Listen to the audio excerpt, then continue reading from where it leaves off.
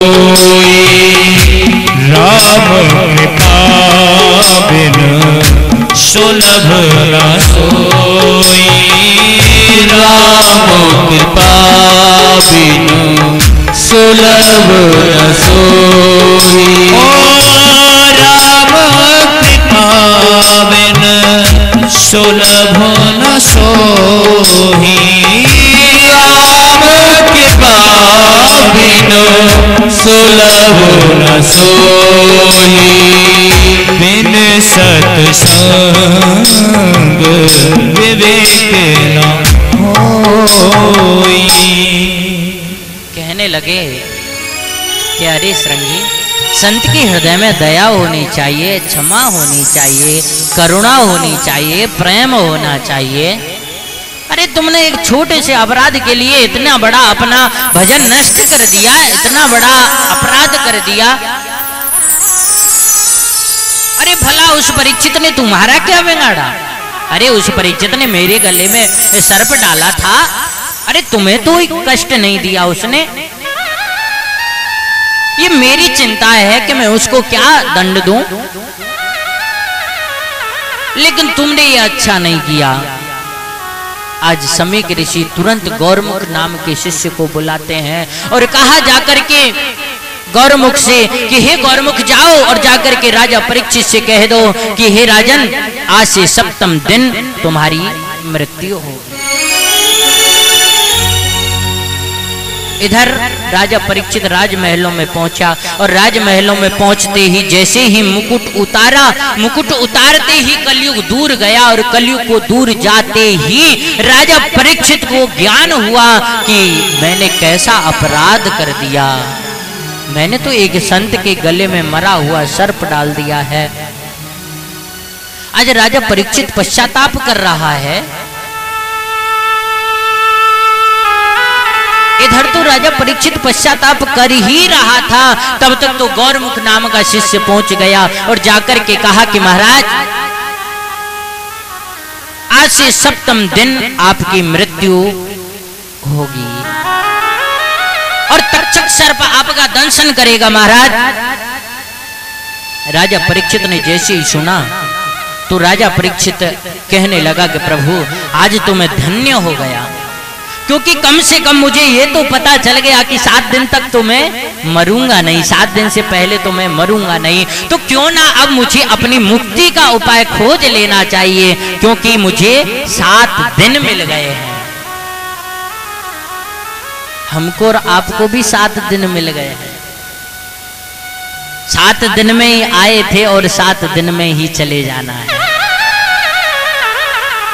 रविवार, सोमवार, मंगलवार, बुधवार, गुरुवार, शुक्रवार और शनिवार, इनमें ही आए और इनमें ही, लेकिन कब चले जाएं ये किसी को पता नहीं है।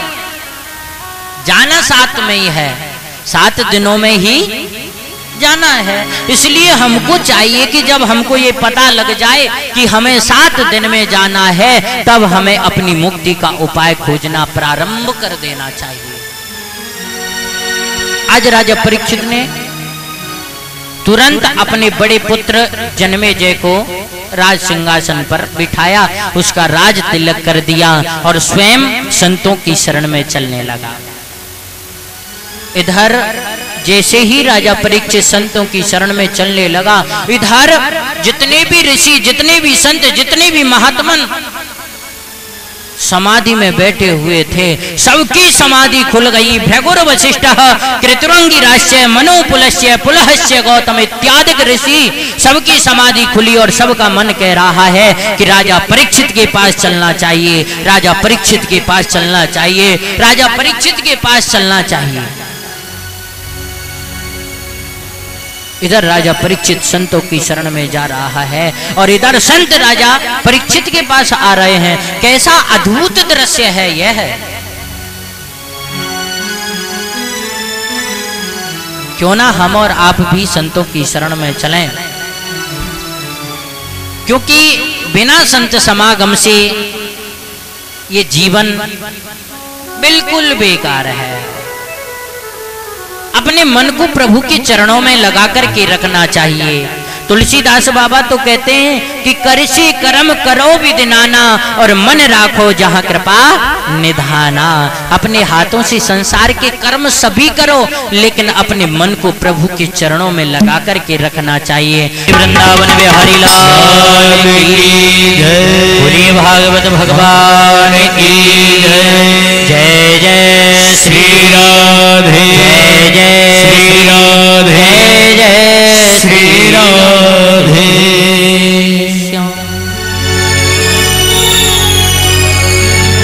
आज सभी ऋषियों की समाधि खुल गई और सब ऋषि राजा परीक्षित के पास पहुंच रहे हैं।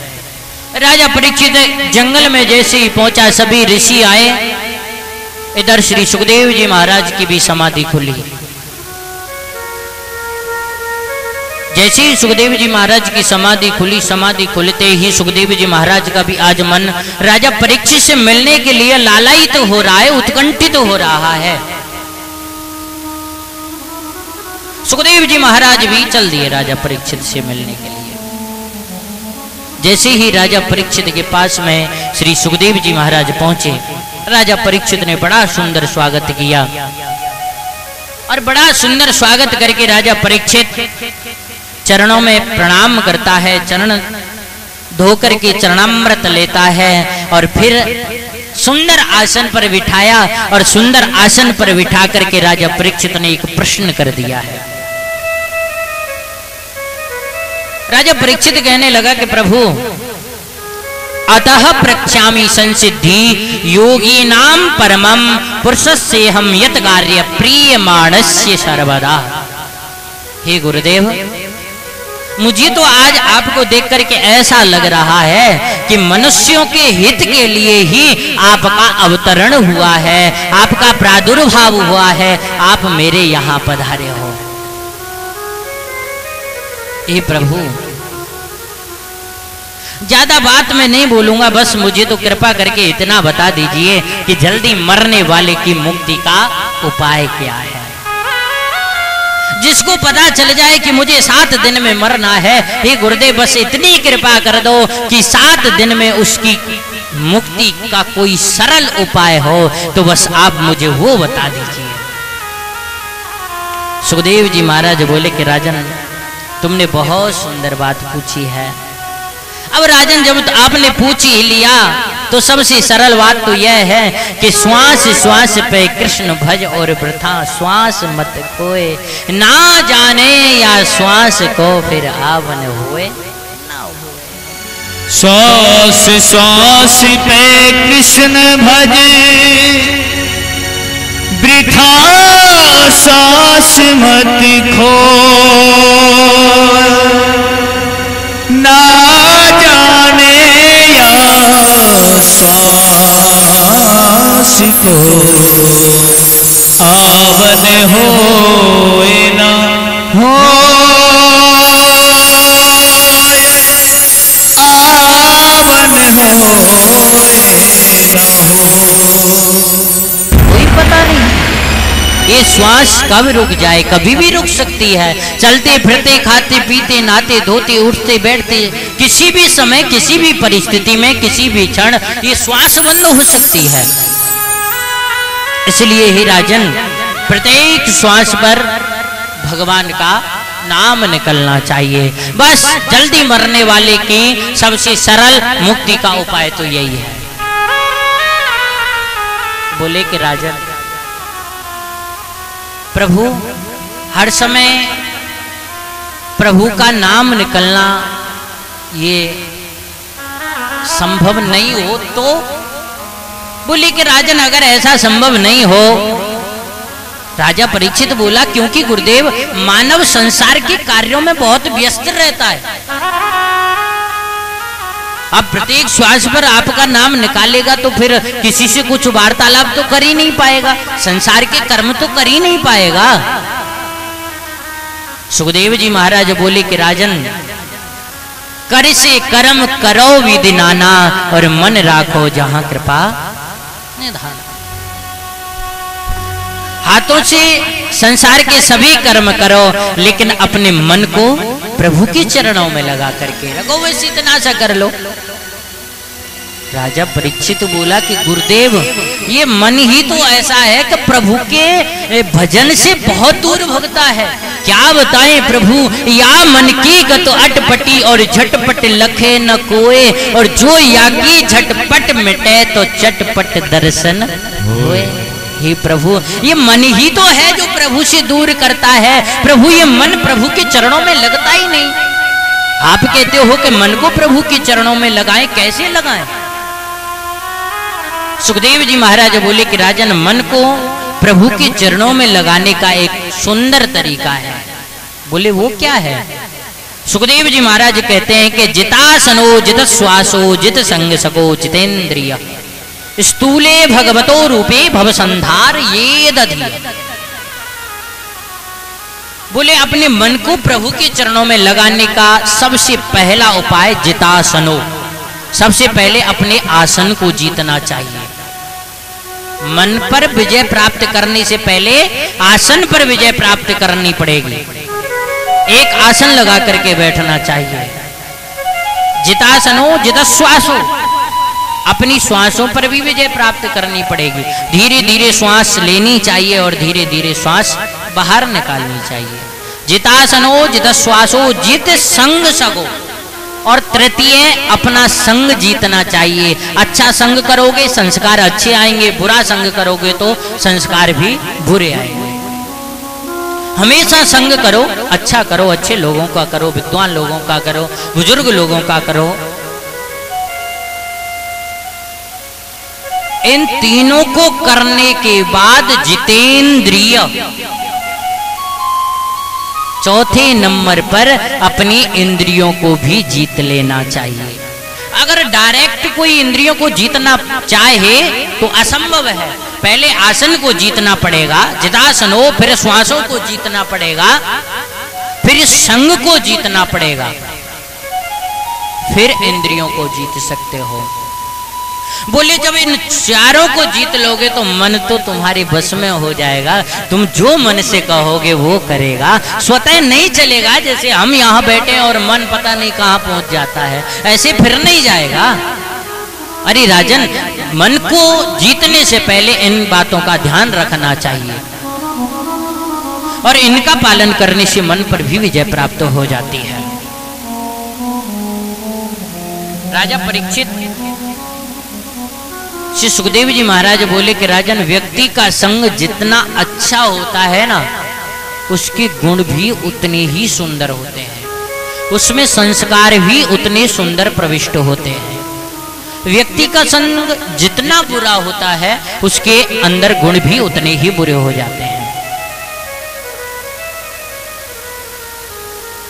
श्री सुखदेव जी महाराज से राजा परीक्षित एक प्रश्न करते हैं। कहने लगे कि प्रभु, क्या परमात्मा सारी सृष्टि को बनाते हैं? और अगर परमात्मा सारी सृष्टि को बनाते हैं तो कैसे बनाते हैं?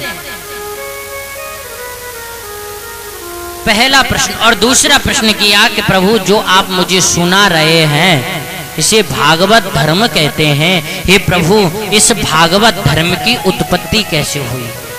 ये भागवत धर्म कैसे उत्पन्न हुआ, कैसे प्रकट हुआ?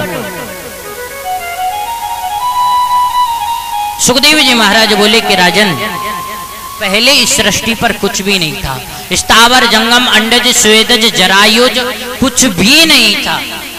जल ही जल था पूरी पृथ्वी पर। जल के अंदर परब्रह्म, जो सृष्टि के प्रलय के बाद भी रहता है, प्रलय से पहले भी रहता है, जो कभी नष्ट नहीं होता, जिसे हम सत कहते हैं। सत, जो कभी नष्ट नहीं होता है और सब कुछ नष्ट हो जाता है। मनुष्य स्मृति में तो यहाँ तक कह दिया है कि चलंती मेरु प्रिय चलंती मंदिरम चलंती रवतारा चंद्रमा कदापि काले पृथ्वी चलंती सतपुरुष वाक्यम न चलंती धर्म। सतपुरुषों के वाक्य और धर्म अचल है। वही धर्म, वही साक्षात सतपुरुषों के वाक्य, जो साक्षात जिसको हम परब्रह्म कहते हैं, जिसको कुछ लोग साकार कहते हैं तो कुछ निराकार कहते हैं। ये अपना अपना विश्वास है। है चीज एक ही, साकार कहो या निराकार, जब राह न सूझी उस घर की, बोल उठे 14 भवन, लीला अपार है ईश्वर की। किसी को साकार पर विश्वास है, किसी को निराकार पर विश्वास है। कहने लगे कि जो परब्रह्म के मन में विचार आता है कि मैं एक से अनेक हो जाऊं, तो जो जल है, जल को कहते हैं नार। जल के अंदर जिसका मकान है, मकान को संस्कृत में कहते हैं अयन, और जल को कहते हैं नार। तो दोनों को मिला दें तो क्या हो जाता है? नारायण। उस परब्रह्म ने ये नारायण की उत्पत्ति की, और नारायण की नाभि से एक कमल उत्पन्न हुआ, वो जल के ऊपर आया। उस पर 4 मुख वाले ब्रह्मा जी का प्रादुर्भाव हुआ, उस कमल के ऊपर। ब्रह्मा जी ने चारों तरफ देखा, चारों तरफ जल ही जल है। ब्रह्मा जी सोचने लगे, भला मैं कहां से आया हूं, मुझे जन्म देने वाला कौन है, कहां रहता है? यहां तो चारों तरफ जल ही जल दिख रहा है। ब्रह्मा जी ने उस कमल के जड़ में प्रवेश किया, लेकिन उसकी था कहीं नहीं मिली। वापस लौट करके आए तो उस कमल के फूल में से कुछ जल की बूंदें जल में जैसे ही टपकी तो आवाज हुई, टप टप टप टप टप। ब्रह्मा जी ने सोचा कि अब तप करना चाहिए। ब्रह्मा जी ने तपस्या करना प्रारंभ किया। ब्रह्मा जी ने कठोर तपस्या की तो स्वयं भगवान नारायण प्रकट हो गए। भगवान नारायण प्रकट हुए और कहने लगे कि हे ब्रह्मा जी, मैंने तुम्हें विधाता बना दिया। बोले प्रभु, मुझे विधाता क्यों बनाया? मैं विधाता नहीं बनना चाहता हूं। भगवान विष्णु बोले, अरे भाई, मैंने तो तुम्हें सबसे ऊंची उपाधि दी है, तुम सृष्टि की रचना करो, तुम सृष्टि की रचयिता कहलाओगे, विधाता बन जाओगे। बोले प्रभु, मुझे ऐसा बड़प्पन नहीं चाहिए। बोले क्यों? बोले कि प्रभु, सब लोग मुझे विधाता कहेंगे ना तो मुझे अभिमान हो जाएगा। और प्रभु